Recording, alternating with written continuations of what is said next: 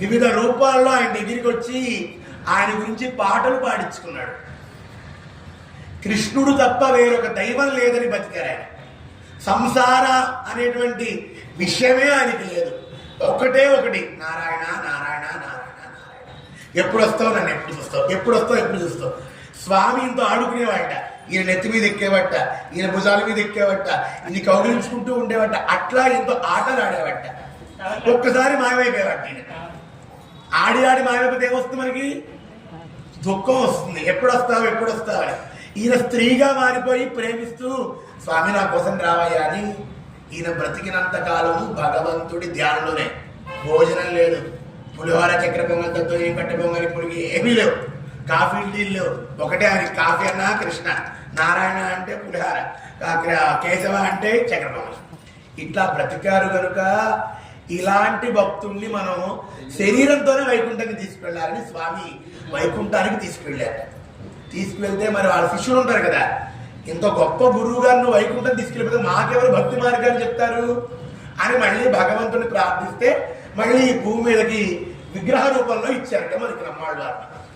ఈ కథని గుర్తు చేసుకుంటూ ఆళ్వార్లో చివరి ఆళ్వార్ తిరుమంగళ ఆళ్వార్ అంటారు.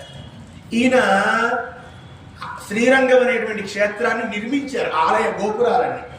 రంగనాథుడు ప్రత్యక్షమై, ఇంత గుడి కట్టావు కదా, నాకు నీకేం కావాలి, పేరు వేయమంటావా, ఎక్కడన్నా నీ విగ్రహం పెట్టించమంటాయో అడిగట్టాయి అంటే, ఎందుకయ్యా అవన్నీ నాకు, నీ గురించి నమ్మాళ్ళవారు పాడారు కదా. ఆయనకి గుర్తుగా ఆయన వైకుంఠోత్సవాన్ని అందరూ చూసే రీతిలో ముక్కోటి ఏకాదశి నుండి నువ్వు జరుపుకో.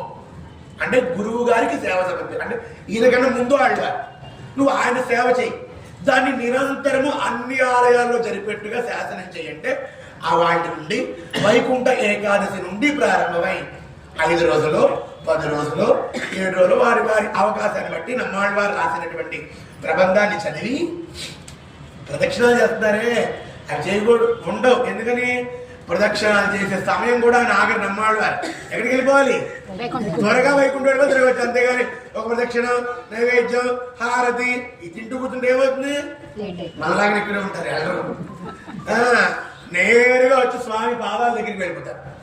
వెళ్ళిపోయి అక్కడ స్వామికి ఈయన రాసిన తిరువేంకటం ఉంది కదా, అక్కడ శ్రీవైకుంఠంలో శాక్తిమరి చేస్తే మళ్ళీ మనం స్వామి దేవరవారు స్వామిని, స్వామి మమ్మల్ని రక్షించడానికి ప్రపన్న జన రక్షణార్థమాగా నమ్మాళ్ళవారు సాధితరుల వేండు, నమ్మాళ్ళవారిని మాకు కృప చెయ్యండి అని ప్రార్థిస్తే మళ్ళీ ఇదిగో స్వామి మనకి నమ్మాళ్ళవారు